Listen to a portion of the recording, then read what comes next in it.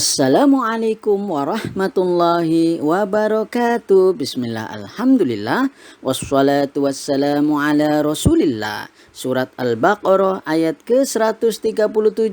A'udzu billahi minasyaitonir rajim. Fa in amanu bimithli ma amantum bihi faqad ihtadaw wa in tawallaw fa innama hum fi shiqaqin fasayakfikahumullahu wa huwas sami'ul alimu. Maka jika mereka beriman kepada apa yang kamu telah beriman kepadanya, sungguh mereka telah mendapat petunjuk. Dan jika mereka berpaling, sesungguhnya mereka berada dalam permusuhan dengan kamu, maka Allah akan memelihara kamu dari mereka, dan Dialah yang Maha Mendengar lagi Maha Mengetahui. Dalam surat Al-Baqarah ayat ke-137 ini setidaknya kita bisa membaginya dalam beberapa penggalan kalimat atau jumlah. Yang pertama adalah fa in amanu bimithli ma amantum bihi faqad ihtadaw. Kalau kita membaca kalimat atau jumlah ini, maka setidaknya kita teringat akan uslub syarat, di mana ada adat syarat, ada fiil syarat, dan ada jawab syarat. Yang kedua adalah wa in tawallaw fa innama hum fi shiqaqin. Ini juga bisa menjadi contoh bagaimana penerapan uslub syarat di dalam Al-Qur'an. Yang ketiga adalah fasayakfikahumullah. Ini tentu kita paham sebagai jumlah fi'liyah, kalimat yang diawali dengan fi'il atau kata kerja. Dan yang terakhir adalah wa huwas sami'ul alimu. Ini menunjukkan sebuah jumlah ismiyah, yakni kalimat yang diawali dengan isim atau kata benda. Baiklah, mari kita mulai dari fa in amanu bimithli ma amantum bihi faqad ihtadaw. Maka jika mereka beriman kepada apa yang telah beriman kepadanya, sungguh mereka telah mendapat petunjuk. Sebagaimana yang sudah kita bahas bahwa ini adalah bentuk contoh dari uslub syarat, menggambarkan ada adat syarat, ada fi'il syarat, dan juga ada jawab syarat. Sebagaimana yang sudah kita pelajari di awal-awal sebelumnya, uslub syarat adalah gabungan dua kalimat yang diikat dengan perangkat syarat, di mana kalimat kedua, kalimat jawab, tidak akan terwujud apabila tidak ada kalimat pertama atau syarat.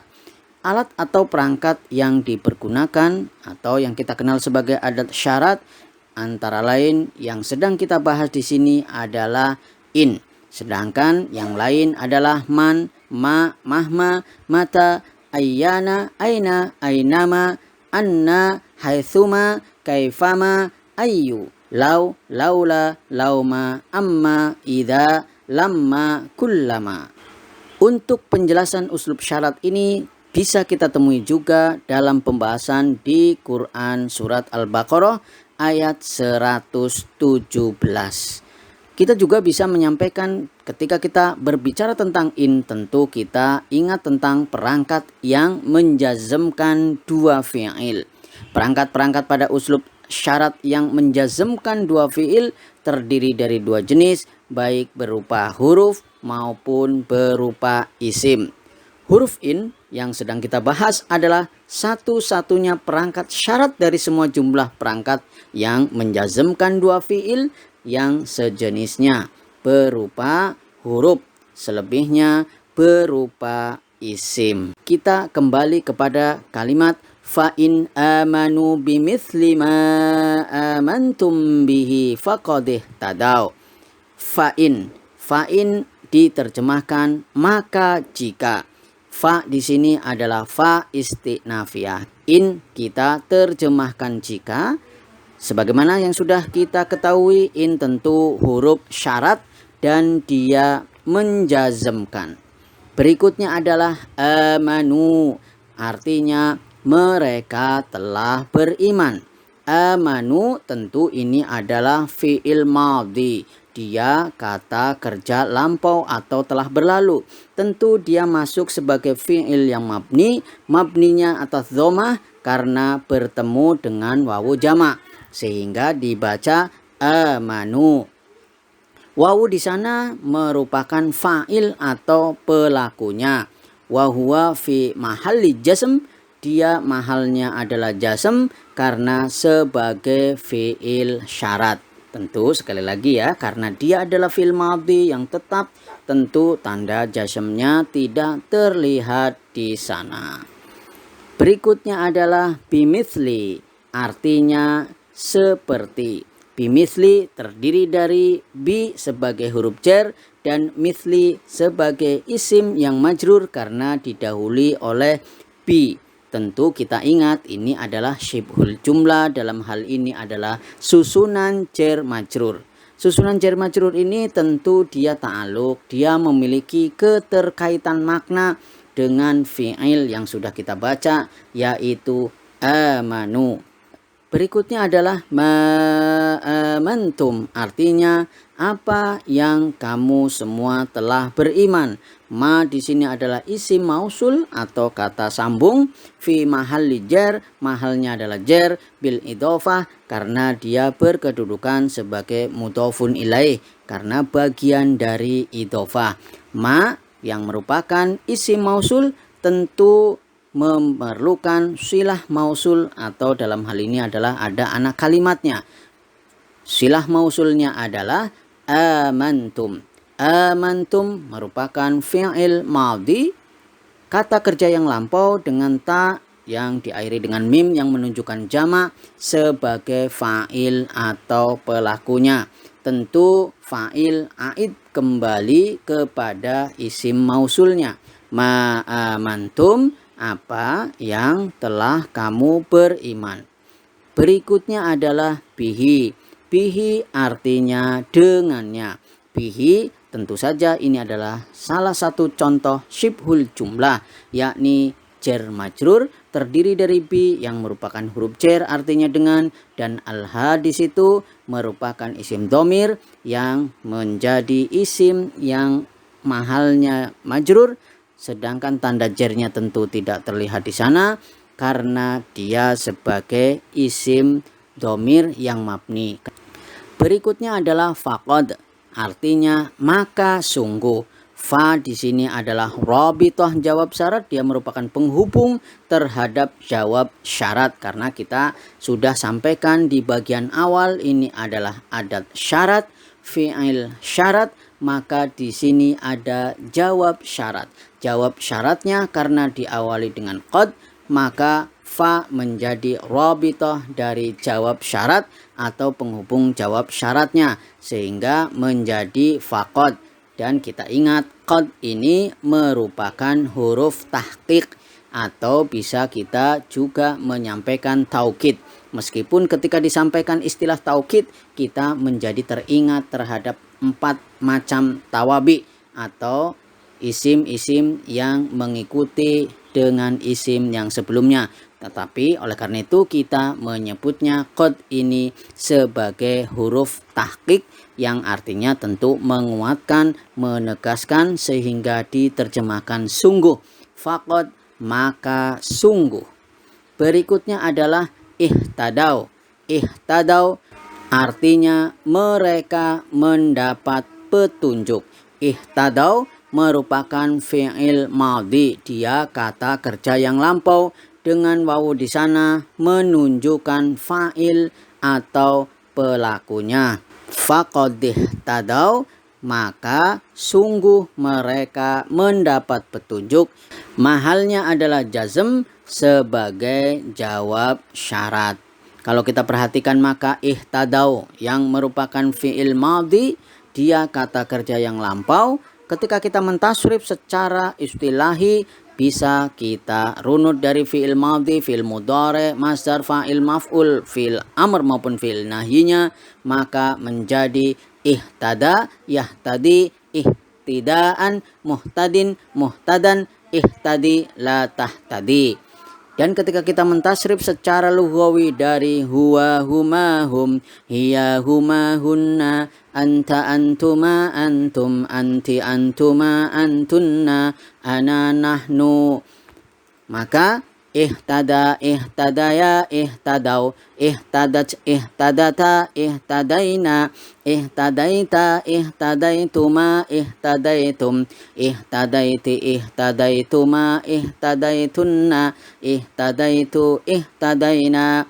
Maka terlihat di situ ihtadau merupakan fi'il madhi mabni atas fathah, di sana bertemu wawu jamaah.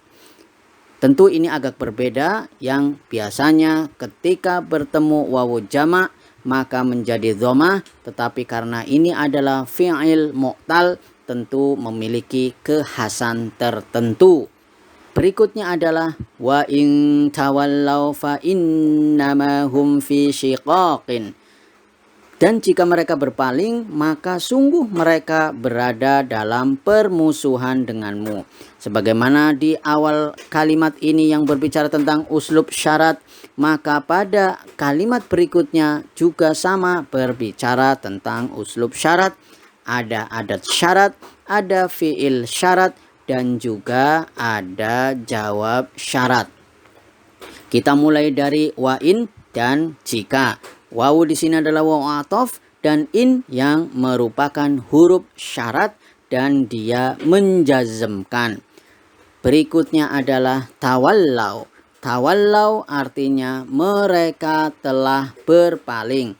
Tawallau merupakan fi'il madhi, dia kata kerja yang telah berlalu atau lampau. Wawu di sana menunjukkan bahwa fa'il atau pelakunya adalah jamak. Dia tentu mahalnya adalah jazm. Kenapa? Karena dia adalah fi'il madhi, kata kerja yang lampau, tentu mabni atau tetap, sehingga tanda jazmnya tidak terlihat di sana. Ketika kita mentasrif secara istilahi, tentu kita bisa memulainya dari fi'il madhi, fi'il mudhari, masdar, fa'il maf'ul, fi'il amr maupun fi'il nahinya dari tawalla, yatawalla, tawallin, mutawallin, mutawallan, tawalla, la tatawalla. Dan ketika kita mentasrif secara lughawi dari huwa huma hum, hiya huma hunna, anta antuma antum, anti antuma antunna, ana nahnu, tawalla tawallaya tawallau, tawallat tawallata tawallaina, tawallaita tawallaituma tawallaitum, tawallaiti tawallaituma tawallaitunna, tawallaitu tawallaina. Maka tawallau merupakan fi'il madhi dengan fa'il atau pelakunya tentu berkaitan dengan dhamir, dalam hal ini adalah hum atau mereka banyak. Dan karena sekali lagi kita berbicara adalah fi'il mu'tal, di mana fi'il-fi'il yang mengandung huruf-huruf ilat tentu saja ada perbedaan khusus ketika bertemu wawu jamak. Dalam hal ini mabninya atas fathah di sana, bukan dhammah sebagaimana umumnya ketika kita membicarakan fi'il madhi saat bertemu dengan wawu jamak. Berikutnya adalah fa innama. Fa innama artinya maka sesungguhnya. Fa di sini sebagai rabithah jawab syarat. Sebagaimana yang sudah kita pahami bersama, ketika jawab syaratnya diawali dengan inna, maka ada fa sebagai rabithah penghubung perantara untuk jawab syarat. Sedangkan innama adalah kafah wa makfufah. Apa itu kafah wa makfufah? Tentu penjelasannya bisa kita lihat pada surat Al-Baqarah ayat 117.